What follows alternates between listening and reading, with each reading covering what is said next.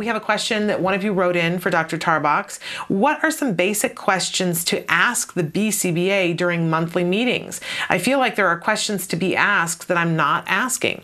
Great. And we've been talking about how useful we can be at those clinics. I know CARD calls them, and usually at CARD they're bi-monthly, every 2 weeks. Some organizations do it monthly, but it really is an opportunity that we should use to find out more about what's happening, educate ourselves, and be a part of the team, right? Absolutely, right. So what can we ask to help us to do that? Right. So, like a good analogy would be you're going to see the doctor every 2 weeks or once a month, and anything that you want to know about your health, that's a good opportunity to ask, right? But instead of your health, we're talking about your child's treatment program.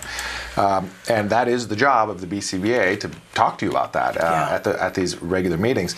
The number one thing I always recommend to parents is to ask how you can help out over the course of the next 2 weeks or the next 4 weeks, or however long until the next meeting. Say, what can I do to further push my child's program forward? And usually the most important thing is working on generalization and maintenance. So then you ask your BCBA, what has my child learned in the last 2 weeks or 4 weeks? Give me a list, literally, and I'm going to keep it in my pocket, and list of things my child has learned that I can help sort of work on generalization. So if my child has learned the word apple last week, great. Now every single time I see an apple for the next 4 weeks, I'm going to point out and say, hey, what's that? Right? And reinforce when my child says apple. Or I'll ask my child, oh, hey, will you hand me an apple? When I see one, and he hands it to me when we're playing with toy fruit, whatever it is.